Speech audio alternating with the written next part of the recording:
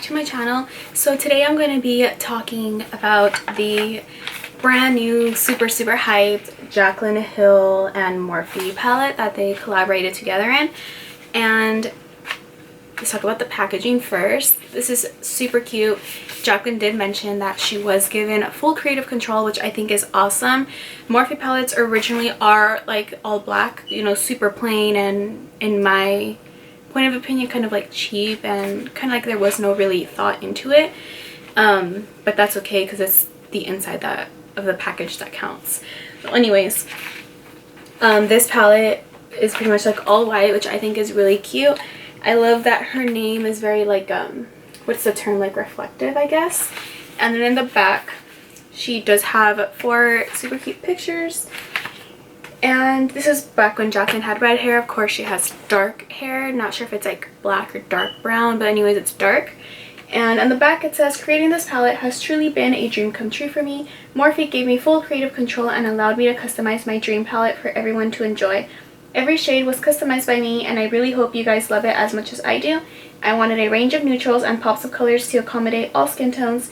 I put my heart and soul into this palette, and I hope my pickiness pays off. XO Jaclyn. So let's look at the inside. So the first thing I have to mention is that a lot of people did say that they did not get the little paper that says the names of the shades. I personally don't really care for that because when I do tutorials I like to show the palette and I like to, you know, point at the shadow I'm using, so I personally don't care if it has names or not. But I know some people, you know, they want the names because they just want to know the name of it, and you know, totally understandable. When I do make tutorials I am going to be saying the name and I'm going to point because I know not everyone came with the palette. I don't know why mine did. So this is the paper that people are missing in their palettes, and I think this was pretty bad on Morphe's end because I think either all the palettes should come with this paper or none of them come with it. It is really inconsistent of them that only some packages are getting them and some are not. So I don't know if they are supposed to come with it, because if it is, then why are people not getting it? That's something that I think they should address because I'm hearing a lot of people talk about that issue. So this is what the front looks like, and the back is the names of the shades. In Jaclyn's palette she did say the reasoning behind each shade name, and she did swatch all of them. I am going to swatch all of them and show you guys the names, but if you guys, you know, want to know the story behind the names, and of course go on Jaclyn's video and she will clear that up for you. So some people were saying that it better come with a mirror and stuff. I personally don't care if it comes with a mirror because I never use the mirror from here to begin with. I like to use my own mirror. I never really used the mirror in the palette, but I mean, I guess people want a mirror or whatever. So in the inside it says, this palette is dedicated to all my loving subscribers, and these are the shades. They are gorgeous. I love all the tones on here. I really love like the warm tones right here, the pop of color. Of course we have our dark colors, and then we have some shimmers. I did play around with this palette yesterday. I created a really pretty tutorial. If you follow me on Instagram, then you know the tutorial I'm talking about. That tutorial is going to come right after this one, and I'm going to be creating even more looks. I have a bunch of looks in my head. I just have to, you know, make them come true or whatever. So I am going to be swatching them, and from my experience, the shades were very easy to work with. Swatches are obviously very different from working on them on your eye. When I worked with them, they were amazing. I did use, let's see if you guys can see this, but I used this one, that one, and that one, and that one. But I am going to be swatching them just to get a feel from them. I know some people were saying that some shadows are really good and some are not. I think it also depends on the person's experience, because some people know how to work with shadows, other ones just like need a little more practice. Of course, we all go through that practice stage, you know, practice makes perfect. And I think it also depends a lot on the brush, because some brushes are obviously better than others. Some brushes are going to pick up more product better, some are going to blend better. So if your eyeshadow isn't really blending, I mean, is it really the shadow, or is it could either be one of 3 things. It's either your brush, your technique, or the shadow. or in worst case scenario, it's all three. So what I recommend doing, if you notice that a shadow isn't really blending as well when you're doing your makeup, try to grab a different brush and see if it does the same thing, because like I said, the shadows can be affected by the brush and also the technique. So make sure you are holding the brush right, you're not applying too much pressure, and you know, all that other stuff. So that's one thing I do have to mention. Before swatching, I'm going to talk about the price.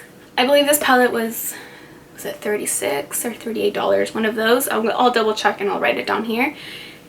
That is more expensive than other Morphe palettes in the past. I think they're like around, usually like around 22 with like a discount code and stuff.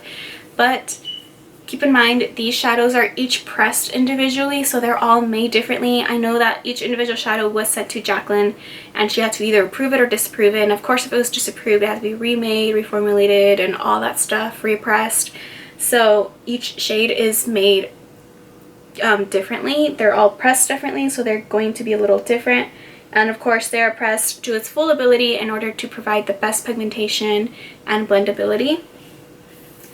So I understand why it is a little more expensive, because I believe it is a new formula and because of the pressed and, you know, all the other technical stuff that it has to go through. And so I do understand the price. I don't think the price is bad for us, but I believe, is it Canada? I don't remember which area it is, but one of those places, I believe it comes up to like 100 something in their money. And from my understanding, that's pretty expensive. Again, I live here in California, so I don't know what's expensive to other people and what's not, because I don't live there. But for me personally, here in like in my area, 36 or 38, whatever it is, that's not bad. And for 35 shadows, that's not bad at all. They could have easily charged like $50, $60. And I'm glad that they still, you know, kept it pretty affordable to a majority of us. I know some people still struggle with it. But overall, the price is pretty good compared to other palettes. Keep in mind, there are palettes, probably like Urban Decay, Smashbox, or like Natasha Denona. You know, there are palettes with fewer shadows for like 2, 3, maybe even 4 times the price. So for the price that you're paying for this, I think is pretty good. So let's get to swatching. I'm going from left to right. I have In Light, Beam, Silk Cream, MFEO, Faint, Sissy, Little Lady, Creamsicle, Butter, Pooter, and Pukey. Here are the next shadows. Going again from left to right, I have Hunts, Firework, Queen, Obsessed, SBN, Hillster, Roxanne, Jax, Buns, Cranapple, I believe, Royalty, Twerk, and the last one is Hustle. So here are the final ones. From left to right again, we have Meeks, 24/7, Chip, Mocha, Pool Party, Jada, Diva, Enchanted, Central Park, the last 2, Soda Pop, and Abyss. I do have to say I'm disappointed in the last 3. They are very chalky and dry. I had to do it several times, even with my finger, but the rest are beautiful. So like I mentioned, from the swatches, they all swatched pretty good overall, but again, we won't really know for sure unless we work with them on the eyes. But just like swatching some of them, I can tell some are very soft and buttery and creamy, but there were a few very like the matte ones that did seem pretty dry, and it seems like it would be hard to work with. I don't think it would be impossible to work with, but I think it would just require a little more effort and a little more reapplying it again, and probably just like blending a little longer. But again, I don't think they're impossible to work with, but it just does require some. So like from what I remember, these last 3 shades that I mentioned in my previous swatch, those did seem really dry. But again, like I said, that it's not hard to work with. I also did notice that this top one right here, I believe this one's Chip, that one did seem a little dry, but I did use it yesterday for my tutorial and I had no problem at all. But for some reason, swatching it, it did come off as a little dry. So again, keep in mind that if you do have this palette, or if you are thinking about purchasing it, just know that they are not hard to work with. It's not impossible. It's definitely possible. It just requires a little more patience. And that's pretty much it for this review. And Like, do I recommend this? Of course I do. If you do live in one of the states where it is more expensive over there, then I don't know if it's worth it for you. Again, I don't know what's expensive to you guys and what's not, since I don't live over there. So I do recommend, I mean, if I don't think there's a Morphe over there. I mean, I don't know. That's on you guys. But if you do live here where this is like $36, $38, yes, I do recommend it. And that's pretty much it for this video. Please give me a thumbs up, subscribe if you haven't already, and I'll see you guys in the next one.